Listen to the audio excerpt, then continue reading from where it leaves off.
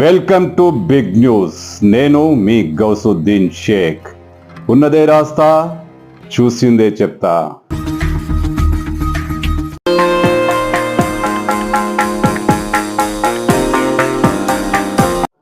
నిజమేనా బీఆర్ఎస్ శాసనసభాపక్షం పూర్తిగా గల్లంతు కాబోతుందా? ఇప్పటికే 10 మంది గులాబీ శాసనసభ్యులు కాంగ్రెస్ కండువా కప్పేసుకున్నారు. ఇప్పుడు మరో 10-16 మంది కాంగ్రెస్లోకి చేరబోతున్నారట. ఇది నేను చెప్తున్న మాట కాదు, మీడియా కోడై కూస్తుంది.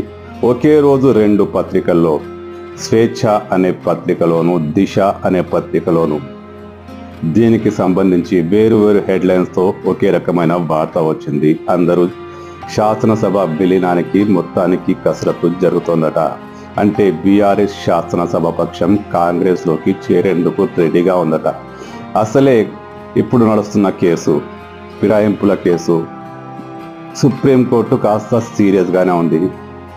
ఈ టైంలో అనర్హత వేటు, ఉప ఎన్నికలు ఇలాంటి తలకాయ నొప్పులను నివారించుకునేందుకు రేవంత్ రెడ్డి ప్రభుత్వం బిగ్ స్కెచ్చే వేసిందని ఈ పత్రికా కథనాల సారాంశం.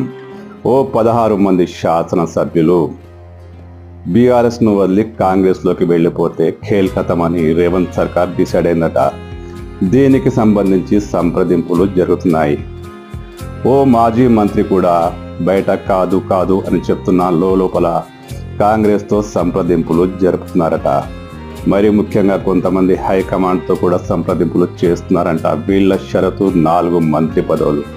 తమలో 4గురికి మంత్రి పదవులు ఇస్తే గంపగుత్తగా వచ్చి కాంగ్రెస్లోకి చేరిపోతామంటూ వాళ్ళు షరతు విధించారట. ఇది చాలా త్వరలో జరిగే అవకాశం ఉందని మీడియా సమాచారం. అసలే కేసీఆర్ రాక బయటకు వస్తున్నారు. ఆయన కార్యకర్తలతో, నాయకులతో మాట్లాడబోతున్నారు.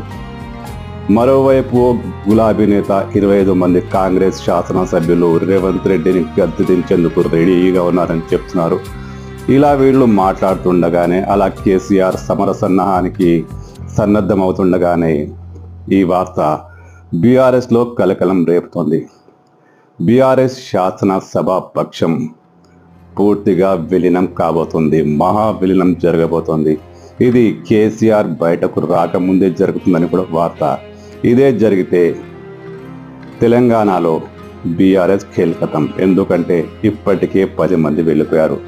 ఇక శాసనసభ పక్ష విలీనానికి అవసరమైనంత మంది శాసనసభ్యులు కాంగ్రెస్లో చేరితే చట్టపరంగా ఎలాంటి ఇబ్బందులు ఉండవు. సుప్రీంకోర్టులో కూడా సమస్య రాదు.